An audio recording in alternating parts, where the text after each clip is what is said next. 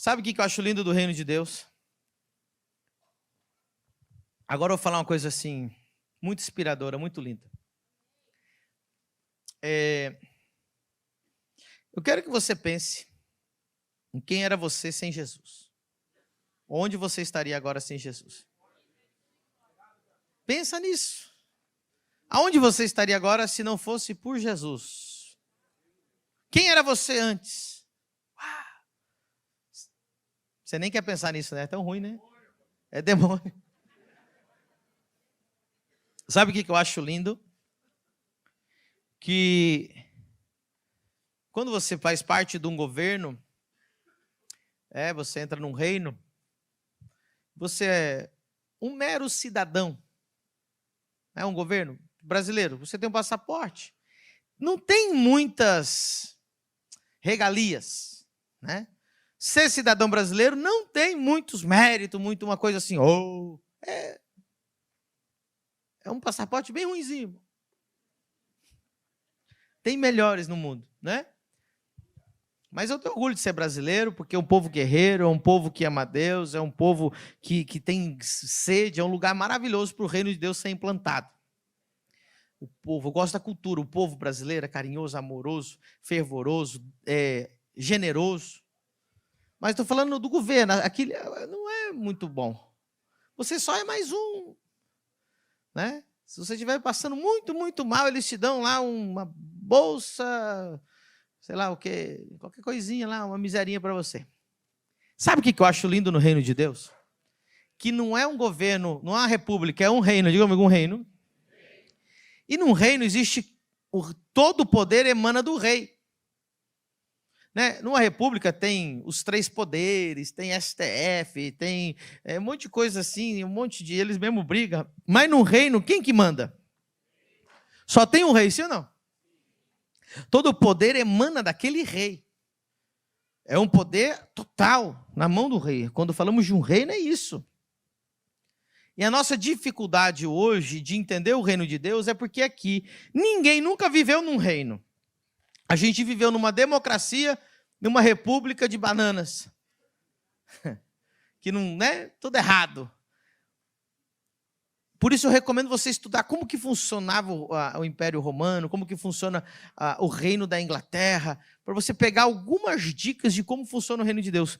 Nesse caso, todo o governo, toda a autoridade, tudo está na cabeça que é o rei.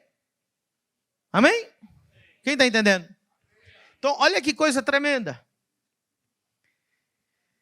Num reino... Gente, isso é lindo. Se você for lá no reino da Inglaterra, existe 2 tipos de cidadão. Ok? Existe o cidadão comum, diga comigo, o cidadão comum. Mas existe, olha que coisa linda, a família real. Diga comigo, a família real. Quem que é a família real? Os filhos do rei. Lá na Inglaterra, quem tem mais regalias naquele país? O cidadão comum ou os filhos do rei? Ei, então a notícia é boa para você. No reino de Deus, Deus não quer cidadão comum. Todos são, aleluia, da linhagem real. Você é filho do rei. Meu Deus, você é da família real. Você é um nobre. Você é... Irmão, se você fosse filho do rei Charles, você ia ficar metido, não ia? Rapaz, o seu sangue azul, rapaz. Olha quem que é meu pai aqui, é o rei. A Bíblia diz. Agora eu vou te falar uma coisa aqui que é um mistério. Está preparado para o mistério? Meu Deus. Mateus 3. Uau, vai dando glória aí.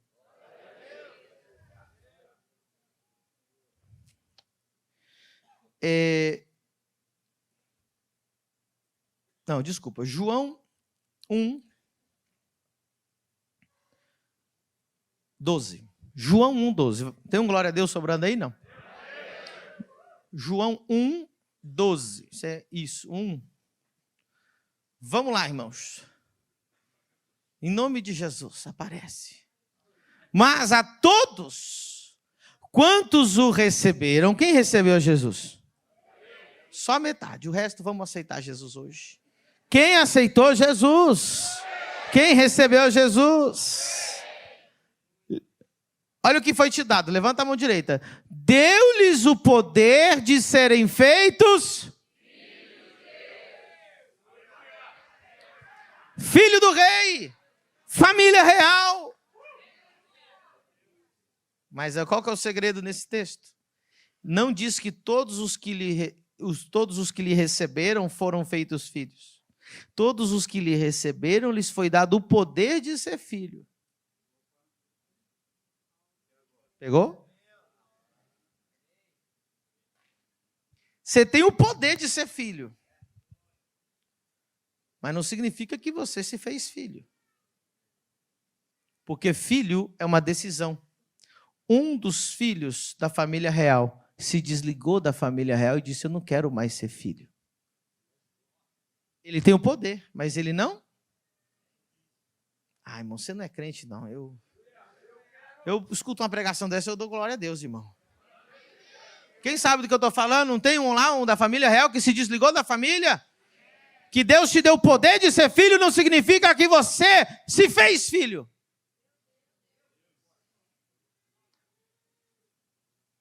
Isso é uma história verídica.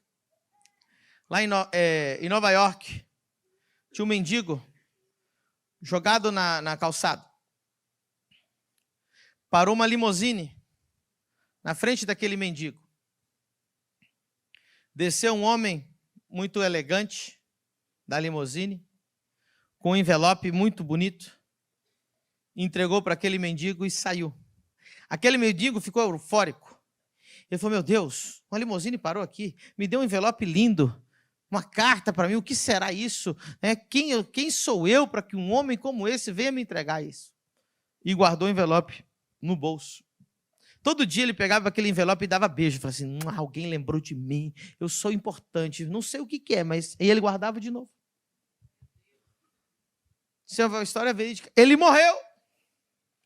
O dia que foram fazer a autópsia, tiraram a roupa, as coisas, e removeram tudo que estava nos seus pertences, seus bolsos, e encontraram então aquele envelope selado. Quando abriram aquele envelope, ali estava um documento com o nome daquele rapaz, aquele mendigo, e aquele documento estava escrito que ele era herdeiro de uma multinacional e o seu pai tinha morrido e ele tinha que ir lá exercer o seu papel de dono daquela multinacional. Caso contrário, a cúpula daquela multinacional continuaria governando aquela multinacional se ele não aparecesse. Ele morreu mendigo, sendo milionário. Sabe por quê? Porque ele não usou o poder de ser filho. Deus não te faz filho, Ele te dá o poder de ser filho. E você tem que decidir ser filho, decidir ter um pai, decidir que você quer.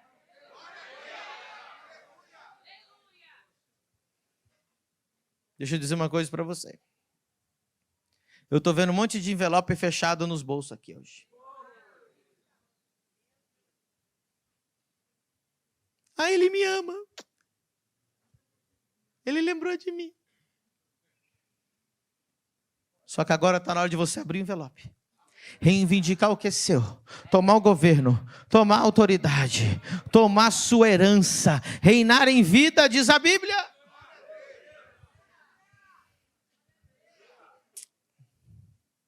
Se fosse outra igreja, o povo dava mais glória.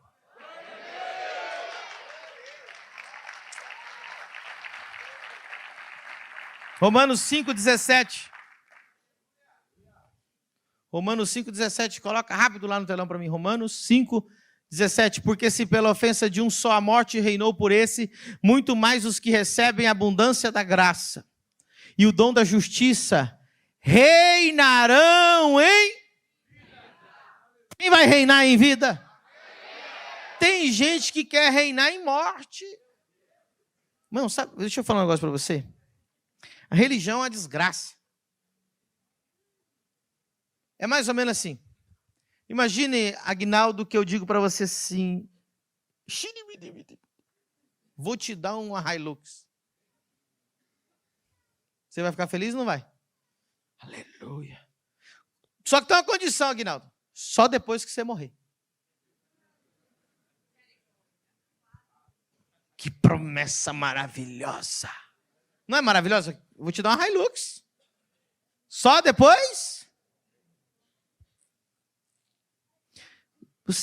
Nós era tão besta que a gente ficava ouvindo isso da religião a vida inteira. Você tem muitas promessas. Lá no céu não haverá mais lágrimas. Lá no céu não haverá mais pobreza. Lá no céu você vai ter tua Hilux.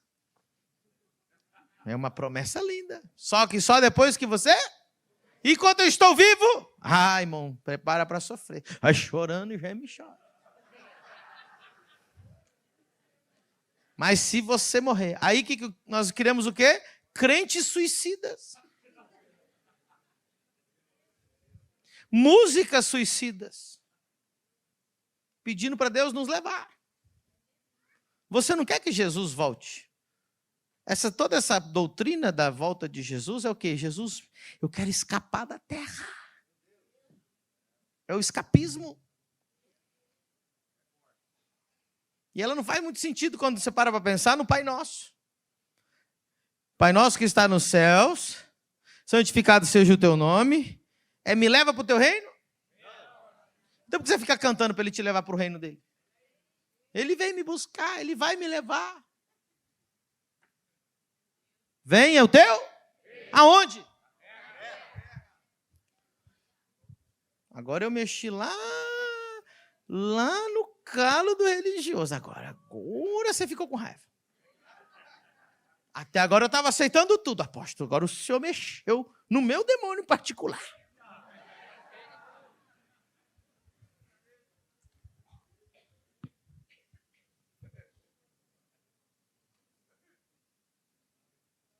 Porque ele quer sair, irmão. Irmão, ele quer ser arrebatado para não pagar as dívidas.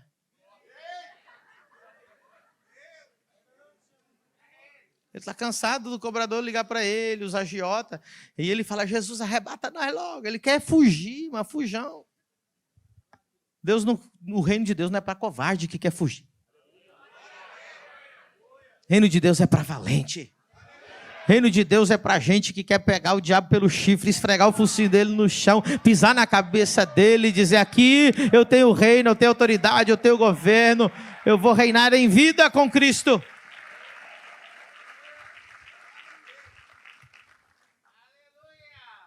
Quem está feliz? Vou falar um pouquinho das chaves agora. Gostaram da introdução? Aí como que funciona? Jesus veio com as chaves do reino. O que significa chave? Diga comigo. Chave significa, diga comigo, autoridade, acesso, ativação. Olha tanta coisa que representa a chave. Diga comigo, liberdade, governo. Diga comigo, propriedade. Tudo isso significa chave. Agora, se eu falasse assim, Rodrigo, eu vou te deixar minhas chaves da minha casa, eu vou fazer uma viagem de 5 anos. Está aqui as chaves, fique com as chaves. O que eu estou dizendo ao fato de eu entregar as chaves para ele? Eu estou dando para ele acesso, sim ou não? Eu estou dando para ele autoridade, sim ou não? Estou dando para ele governo, sim ou não? Estou dando autoridade para ele usufruir da casa, sim ou não? Sim. Até que eu volte, fica aí, você que vai governar. Jesus disse para Pedro, Pedro, sobre essa rocha edificaria a minha igreja, que era a revelação de Cristo. As portas do inferno não prevalecerão. Esse texto não tem nada a ver com guerra espiritual. Isso aí é uma religiosidade também. Porque eu nunca vi alguém levar uma porta para a guerra para bater com porta. Isso aí é outra história que eu vou pregar um dia. E ele disse: e eu te darei as chaves. Simples. Para quê? Diga comigo, para fazer o que eu fazia. Olha que simples que são as chaves. Jesus está dizendo, o que eu fazia, agora você vai fazer. Está as chaves aqui. E quem que vai entender as chaves? Só aqueles a quem Deus entregou os segredos. Deixa eu falar um negócio para você. Lembra do que eu falei de uma argola com um molho de chaves gigantesca? Imagina, 1000 chaves. Se você não souber para que serve cada uma, adianta alguma coisa? Quem já achou chave na rua, chave no chão? O que você fez com essa chave? Você ficou assim, nossa, achei uma chave. Ui, que chave. O que você fez com a chave? Ah, fora, pergunta alguém de alguém. Se você achar na rua, você nem pergunta de quem que é. Não vale nada. Preste atenção. Olha o molho de chaves aqui. Olha o molho de chaves. Só que se você não souber os segredos, então tem um molho de chaves. Ninguém sabe como funciona. É um monte de chave, ninguém sabe que porta, não sabe que carro que liga, que avião que liga, que helicóptero, ninguém sabe. É um monte de chave. O cara vai meio que deduzindo assim, ele. Aí Jesus chegou para os discípulos e ficou 40 dias dando uma aula de como funciona cada chave. Tem noção disso? Quantos dias? O texto diz, quando Jesus ressuscitou, ele ficou 40 dias só ensinando os segredos do reino de Deus. Você já imaginou um seminário de 40 dias? E não é 40 dias, 1h30, 2 horas, como a gente está fazendo aqui, não, irmão. É 40 dias completos, um seminário, um assunto. Sabe o que Jesus fez? Pegou as chaves, falou, essa é para isso, essa é para isso. Os fariseus não sabiam. Essa é para isso, essa é para isso. Sabe por que você está impressionado hoje? Porque eu conheço muitas chaves. E sabe o que é legal? Eu estou te ensinando a usar essas chaves. Uau! Preste atenção. Na religiosidade, religião ela é mais simples. Ela pensa assim, algumas regras. Não quero ofender ninguém, mas a maioria das pessoas aqui não conhece o reino. A maioria são religiosos. Até acabar esse culto. Hoje você vai sair daqui liberto, cheio do reino. O que você entendeu? O que te ensinaram? A culpa não é sua, te ensinaram errado. Você aprendeu o seguinte, faça essa lista de regras. Esses são os que fazeres e estes são os que não fazeres. Se você não fizer isso, crente não bebe, não fuma, não sei o quê, não sei o quê, ponto. E crente vai no culto, dizima, oferta, Deus vai se agradar de você e Ele vai te abençoar. A religião como é que é? É uma lista de regras. Todas as religiões são iguais. Uma lista de regras, o que fazer, o que não fazer. Esses são os rituais. E o que é mais venerado na religião? Os rituais. Então você pode ver o religioso, eu não falto a ceia. Então ele ama os rituais. Ele acha que aquilo ali é o que agrada a Deus. Religião é o quê? Tentar agradar a Deus através de regrinhas. Tudo que acontece de ruim na minha vida, Deus está bravo comigo. Tudo que acontece de bom comigo, eu agradei a Deus. Então essa é a regra mundial de todas as religiões. Quando você descobre o reino de Deus, você entende que não se trata de emoções. Não se trata de Deus todo dia. Irmão, parece que Deus ele é bipolar. Ele acorda feliz e dorme nervoso com você. Você ganha a salvação, de noite você perde ela. Deus é um Deus bipolar. Uma hora ele está irado, uma hora ele está feliz. Tem hora que ele está feliz e irado ao mesmo tempo com você. Porque essa era a religião faz, né? Tudo é Deus está bravo, Deus está feliz. Deus está bravo, Deus está feliz. Vou dar uma oferta para Deus ficar feliz porque Deus está bravo. O reino de Deus não funciona assim. Deus é imutável. Irmão. É um governo. Você recebe a sua posição, você recebe a autoridade e você recebe as chaves e você começa a operar no reino de Deus baseado em princípios e não em sentimentos. Por que o reino de Deus é tão maravilhoso que todo mundo que é revelado para ele, ele fica fascinado? Porque a religião, ela te ensina a se conformar com as circunstâncias.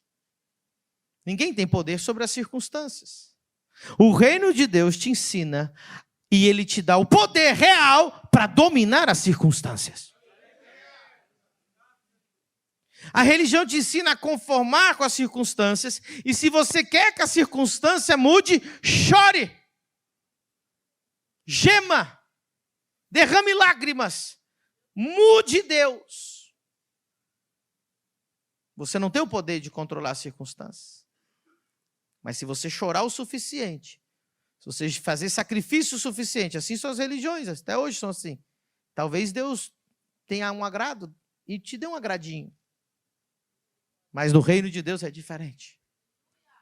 No reino de Deus, ele te dá poder, autoridade, as chaves e você governa, você muda as circunstâncias, você tem poder, você tem o domínio, você sujeita, você reina em vida.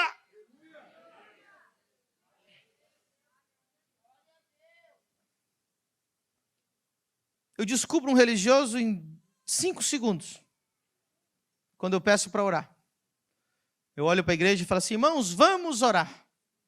A pessoa estava assim, super animada. Aí ela, a orar? Senhor, meu Deus e meu Pai. Ela murcha.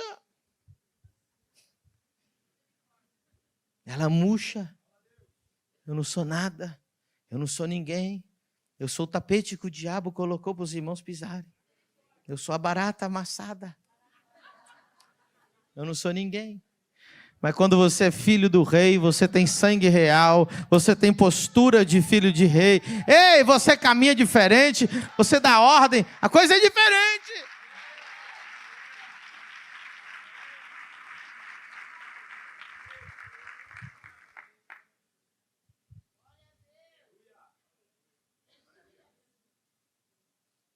Você pode viver a vida inteira sendo filho do rei, mas viver como servo. Como aquele homem que tinha lá o negócio no paletó dele. O casaco dele. O irmão do filho pródigo era um desses. O pai decidiu matar o bezerro gordo para celebrar a volta do filho dele.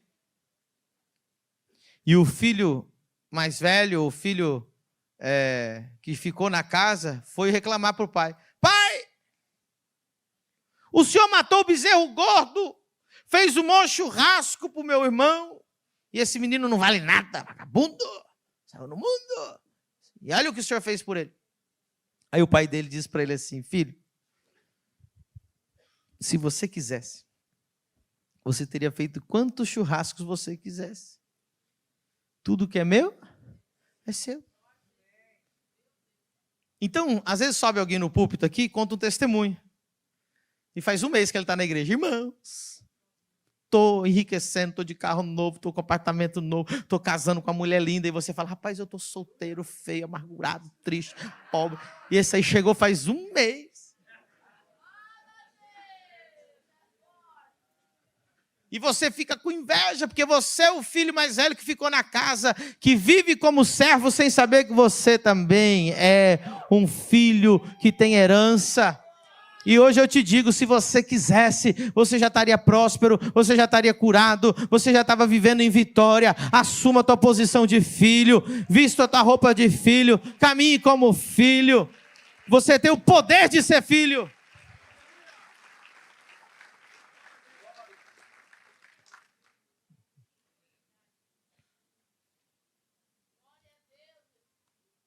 Quantas pessoas carregaram o molho de chaves a vida inteira e nunca soube? Vou te explicar como que funciona. Vou falar como não funciona primeiro, para você entender depois como funciona. Quem já aconteceu de tentar abrir uma porta e você tinha um molho de chaves, o que você faz? Testa uma, testa duas, testa três, testa quatro. E aí, não é assim que a gente fica fazendo? Tem gente que faz isso. Ela quer uma coisa, só que ela não sabe como conseguir. Vou te dar um exemplo. A pior besteira, que não tem sentido bíblico, quando você quer prosperar, você vem aqui pedir oração. Não tem nenhuma... Essa chave não existe na Bíblia. É uma chave que nunca vai funcionar. Você vai ficar travado nela. Quando o pastor fala assim, vem aqui quem quer que Deus, não sei o que, prospere. Não funciona. Não está escrito. Não vi na Bíblia nenhuma oração de Gênesis e Apocalipse que fosse uma oração para Deus prosperar. Diga comigo, a chave para prosperar não é oração. Não quer dizer que a oração não seja uma chave. Ela é para outras. Se você fosse crente, já estava dando glória a Deus. Porque eles acham que prosperar é sorte, que Deus está feliz com você. E que o pobre é que Deus está com raiva de você. Né? Mas não é assim. É questão de... Você sabia que a Bíblia diz que os filhos das trevas são mais astutos que os filhos da luz? Muitas vezes os filhos das trevas vêm e roubam as nossas chaves. Esse dia eu estava lendo um livro do mundo, o cara nem era crente. Aí eu falei, rapaz, esse vagabundo roubou a nossa chave. Estava escrito no livro dele, semear é opcional. Colher é obrigatório. Eu falei, isso está na Bíblia. Aí ele escreveu assim, ele nem é crente, ele falou assim, quanto mais eu dou, mais eu ganho. Eu falei, esse cara aí roubou nossa chave. E você que é crente está aqui, está pobre, e o cara do mundo está usando a sua chave. Deixa eu falar uma coisa para você. Tem um filho do diabo morando na sua casa, dirigindo o seu carro e dirigindo a sua empresa.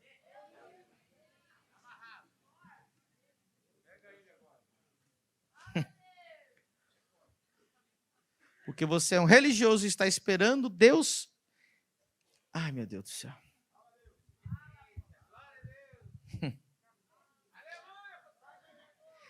O nível de ignorância no mundo cristão sobre quem nós somos é tão gigantesca que a pessoa diz assim, eu não sou nada, nem sou ninguém, nem posso nada. E isso é falsa humildade ainda. É ridículo uma pessoa falar isso. Olha para você ver. Eu provo para você. Eu provo. E eu desafio você a me desprovar. Jesus nunca orou por um enfermo. Eu quero uma pessoa, um teólogo, que me prove que Jesus orou por um enfermo. Ele nunca disse, ore pelos enfermos. Ele disse assim, curai os enfermos.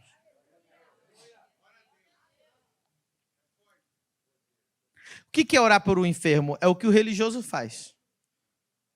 Senhor, meu Deus e meu Pai, se for da tua vontade, tenha misericórdia da irmã Maria, Senhor.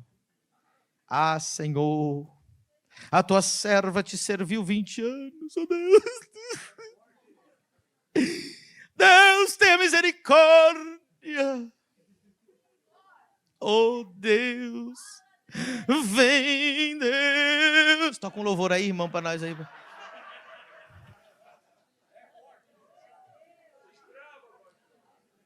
É assim que o religioso faz. Porque ele diz, o que o religioso faz? Deixa eu explicar um negócio para você.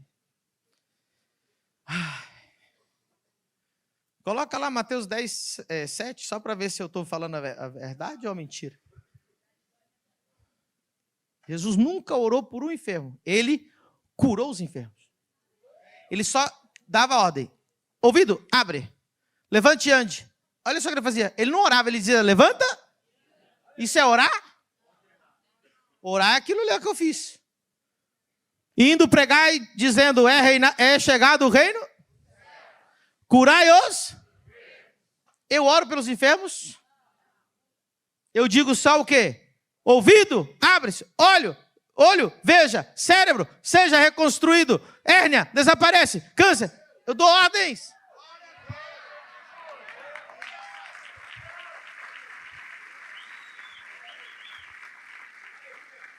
Escute todos os áudios que eu já mandei para pessoas serem curadas. Eu digo, em nome de Jesus, eu dou uma ordem. E eu falo com a enfermidade, suma, desapareça. Rim, seja restaurado. Seja criado algo novo. E assim, milhares e milhares e milhares de pessoas já foram curadas através do nosso ministério. Porque Jesus disse curai, ele não disse orai pelos enfermos. Aí tem um religioso que fala assim, te peguei, apóstolo, porque Paulo disse, se alguém enfermo entre vós, chame os presbíteros. Então eu falei que Jesus não curou e nem mandou orar. Lá Paulo disse, se alguém enfermo entre vós, procurar os presbíteros. E diz o quê?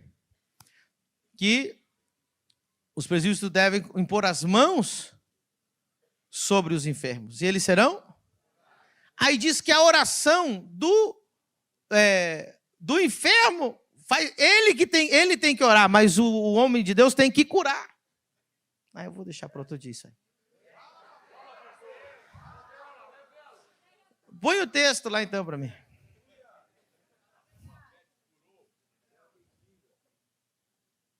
Amém. Coloca lá para mim, tem alguém enfermo entre vós? Tiago 5,14.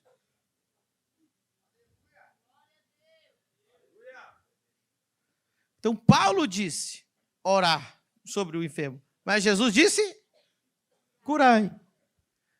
Está alguém enfermo entre vós? Chame os presbíteros da igreja. E orem sobre ele, ungindo o azeite em nome do... E a oração de fé salvará o...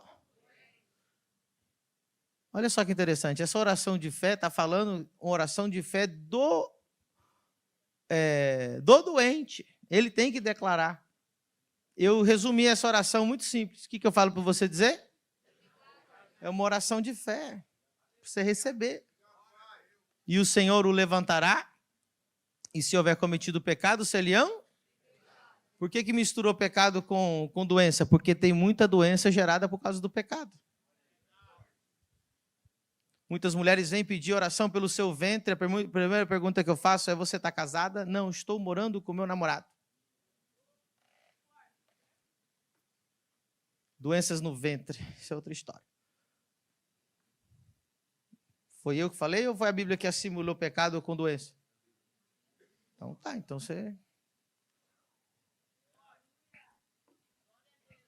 Então Paulo falou para a gente orar. Jesus mandou a gente orar pelos enfermos? Ele disse para fazer o quê? Como que a gente cura? Dando uma ordem. Então essa é uma chave que eu descobri. Tem funcionado comigo há mais de 20 anos. Funciona ou não funciona? Todo mundo aqui, os jovens, adolescente, criança, o filho do... Cadê o Léo e a Pri? Como que foi que teu filho fez? Ele chegou 13 anos e disse, vou na escola, passa o microfone lá para ele. Para você ver. Criança de 13 anos está pegando a chave, tem religioso que veio de 20 anos de crente aqui, até agora não pegou, porque não consegue ser liberto da religião. Como que foi, Léo? Conta a história aí do teu filho, testemunho. Meu filho é o Samuel, ele tem 13 anos, ele chegou na escola e O que ele falou antes de ir para a escola? Ele está falando que ele é pastor. Pai, eu sou pastor, mãe, eu sou pastor, e eu estou indo para a escola como pastor. Ele falou, o primeiro dia que eu vou para a escola como pastor, foi isso que ele falou? Primeiro dia. Primeiro, segundo deixa dia, a Pri falar. Ele recebeu uma palavra ali no Teams, isso é muito importante a gente saber que os nossos adolescentes estão aqui na igreja recebendo palavra de Deus. Sendo instruídos na palavra, assim como nós estamos sendo aqui. Amém. E ele disse assim que um dos professores falou assim, Samuel, você tem uma autoridade de Deus na sua vida. E ele entendeu e interiorizou que ele é um pastor. Então, ele começou a pensar e se portar como um na escola. Aí ele chegou lá na escola, um amiguinho estava com a perna doendo. Ele sentiu e falou, deixa eu ver sua perna. E ele percebeu que a perna do coleguinha estava menor, né? Menor com a outra. E Sim. disse que ele pegou, juntou, disse, falou, pai, foi impressionante, porque eu só pensei, nisso que eu pensei, a perna dele começou a crescer. E eu vi ela crescendo, crescendo. E os menininhos ficaram encantados. Ele pensou, perna cresce agora. No pensamento, a perna começou a crescer. Ele disse que foi tão rápido que ele só fechou o olho. Mas ele baixou começou a cabeça. chorar. Perna, por favor. Ele ficou assustado porque quando ele abriu o olho, a perna cresceu muito rápido. Ele ficou com medo da perna crescer muito mais que a outra. Então, tem criança, 13 anos, fazendo curas e milagres. Tem crente de 20 anos que nunca orou por uma dor de cabeça.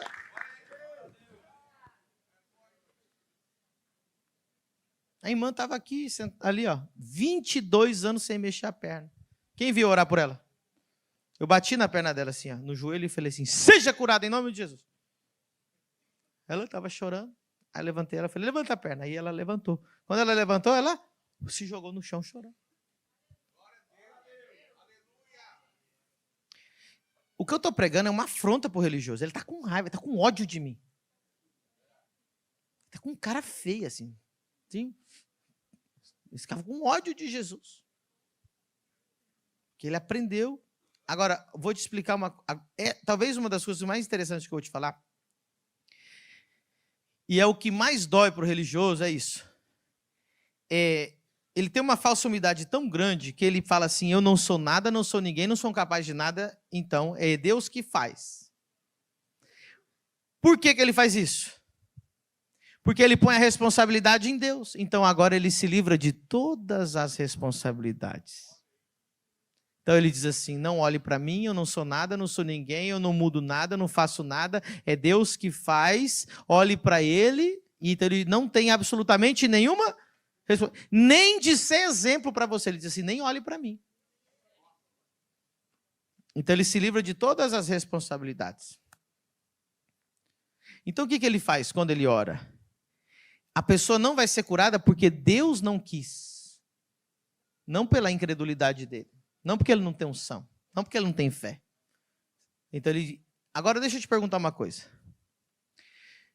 Se você estuda medicina, e você tem um professor de medicina, você tem um professor que te ensinou, você aprendeu, e aquele professor te deu o teu título, te deu a tua habilitação para você ser médico, e ele te envia para o seu primeiro emprego, a hora que você vai, cirurgião, a hora que você vai fazer a cirurgia, você liga para o teu professor, professor, vem aqui fazer a cirurgia. O que ele vai dizer para você? Se vira nos 30, meu nego. Eu não te ensinei? Tu já te dei a credencial? Ei, Jesus disse, eu vos envio com a credencial, com a autoridade, curai, limpai, ressuscitai, expulsai, fazei você. É você que vai fazer. Para de mandar ele vir fazer o que você tem que fazer. Irmão, o religioso é tão preguiçoso que ele não quer fazer nada, ele quer que Deus faça tudo para ele. Religioso, ele entra na igreja e diz assim, Senhor, enche a igreja. Traz as almas. Oração ridícula. Não vale um centavo essa oração. É oração religiosa. A Bíblia disse, ide, forçai eles a entrar, trazei eles para casa. Não é pedir para Deus trazer. Por isso que as igrejas estão vazias. Porque tem um grupo de intercessão orando para Deus trazer alma. E onde está escrito na Bíblia que Deus traz alma? A Bíblia diz, vai, ide, você pega essa alma e traz.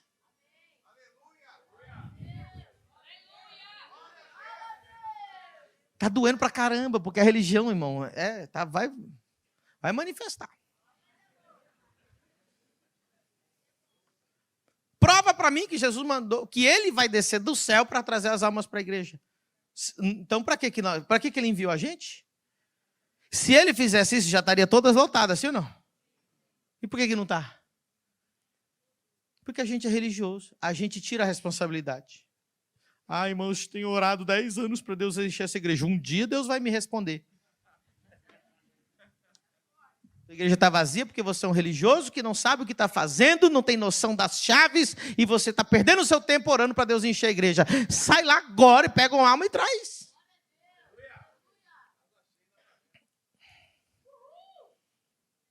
É forte. Está doendo, eu sei, irmão. Por isso, se você está tendo ódio de mim nessa pregação, você é um fariseu. É demônio. Está fazendo sentido? Agora, quem está feliz com essa palavra aí? Deixa eu ver os filhos do rei. Aí. Tem uma turma boa aí, ó, que está sendo liberta. Aleluia.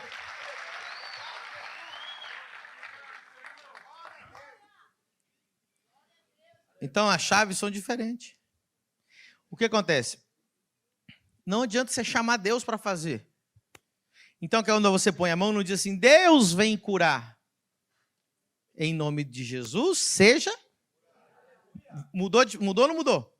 Deus vem curar. E Deus fala assim, eu já te dei a credencial. Pare de me chamar. Deus vem encher a igreja. Deus fala assim, eu mandei você ir buscar. Então esse é o maior problema da religião.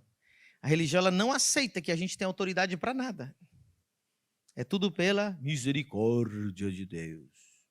Mentira. A Bíblia diz que o reino é tomado pela força. Pelos valentes. Gente guerreira, gente atrevida, gente ousada, gente de fé, gente de movimento, gente de ação, gente que faz, gente que corre atrás, gente que declara.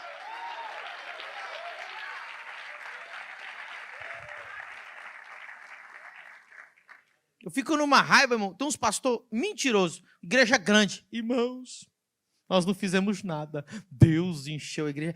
E que falsa humildade. Um dia eu fui numa igreja lotada, tinha umas 10 mil pessoas, e o pastor subiu e falou, irmãos, a gente não fez nada. Que bicho mentiroso. O homem deve trabalhar no mínimo 16 horas por dia, deve ser um baita estudioso, um baita homem organizado, que formou líderes, que formou pastores, que formou evangelistas, e fez a igreja encher, e era verdade. E ele dizia, não fiz? Mentira. Isso é falsa humildade.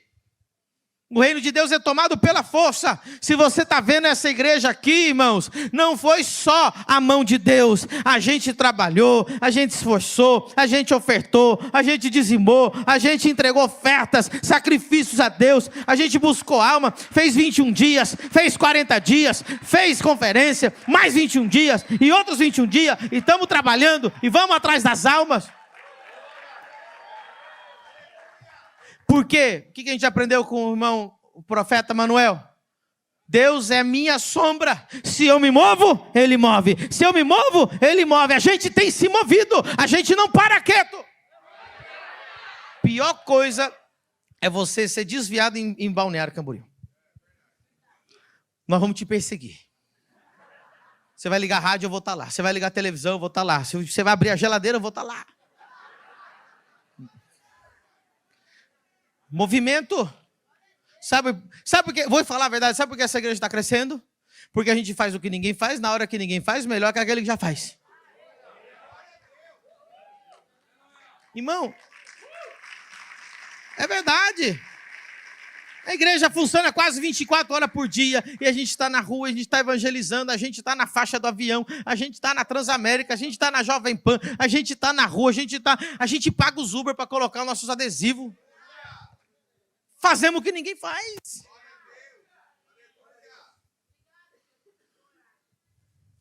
Aqui tem coragem. Aqui é diferente. Então eu podia ser aqui um pastor hipócrita, daqueles bem mentirosos. Irmãos, não fizemos nada. Os anjos desceram e fizeram isso aqui. Ah, bicho mentiroso. Você trabalhou igual um doido. Faz sentido ou não faz? Agora Deus foi comigo. Eu fiz o possível e Deus fez o impossível. Eu dei o passo, Ele colocou o chão. Eu estou andando sobre as águas, mas eu tenho que andar. Sabe por que eu acho que Pedro afundou? que ele parou. Que Deus não chamou ele para ficar parado sobre as águas, mas falou para ele.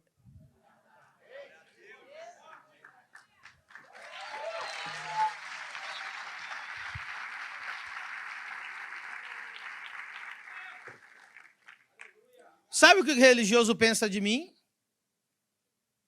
Você é arrogante. Essa é a desculpa deles. Falava de Jesus a mesma coisa. Você se faz como filho de Deus? Que eles não têm argumento, então o que eles dizem? Ele é arrogante. Não confunda a identidade com arrogância. Que eu saiba que eu tenho sangue azul, que eu sou filho do rei e eu me comporte como tal, não significa só arrogante, só significa que eu tenho identidade. Eu sei quem que é meu pai. Você está com inveja do meu pai.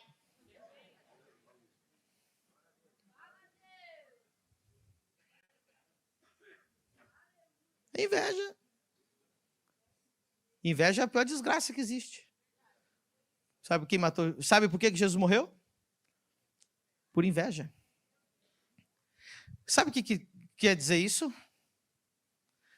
Não mataram Jesus porque eles acreditavam que Jesus realmente era um falso profeta. Mataram Jesus porque sabia que tudo que ele falava era real, mas eles tinham inveja.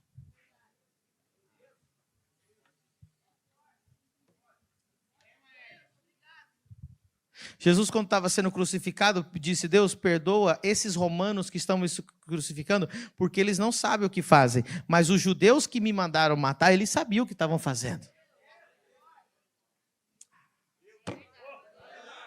Não houve perdão para aqueles judeus. A Bíblia diz que sobre eles cairia o sangue inocente. Jesus falou: perdoa esses soldadinhos que não têm nem noção do que eles estão fazendo. Ou seja, que quando mataram Jesus por inveja, não é que eles acreditavam que ele é um falso profeta e vamos matar esse falso profeta. A gente sabe que ele é de verdade, o que ele produz é de verdade, mas eu tenho tanto ódio que eu vou matar. O religioso, ele olha para a gente e fala assim: é Deus que está prosperando, é Deus que opera aqueles milagres, é Deus que tem feito crescer, mas vamos perseguir para destruir mesmo assim por inveja. Diz o texto. Por inveja. Eu vou achar aqui para você. Coloca lá, Mateus 27, 18. Mateus 27, 18. Tá boa a palavra hoje, irmão? Tá bem light hoje, né? Porque sabia que por o haviam. Inveja quer dizer, eu sei que ele é real, mas mesmo assim vamos matar.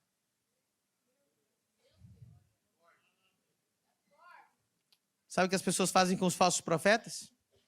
Ignoram. Sabe o que eles fazem com os verdadeiros profetas? Crucificam. Você pode ver que os falsos profetas que tem por aí são ridículos. As pessoas não estão nem para eles. Eles estão atrás dos verdadeiros. Porque os verdadeiros expõem a sua condição de religioso. E você não tem argumento, então diz, é arrogante. Não confunda identidade com arrogância. O filho do rei, ele não anda num carro bom porque ele é arrogante, ele anda num carro bom porque o carro bom é dele. O filho do rei não anda em uma roupa boa porque ele é arrogante, ele anda em roupa boa porque a roupa é dele. Ele não come o melhor dessa terra porque ele é arrogante, ele come o melhor dessa terra porque a comida é dele. Ele só é o que ele é. Então, quando alguém olhar para você e dizer assim, você está sendo arrogante, fala, não, eu só tenho identidade, eu sou filho do rei dos reis, eu só tenho identidade, eu não consigo ser diferente.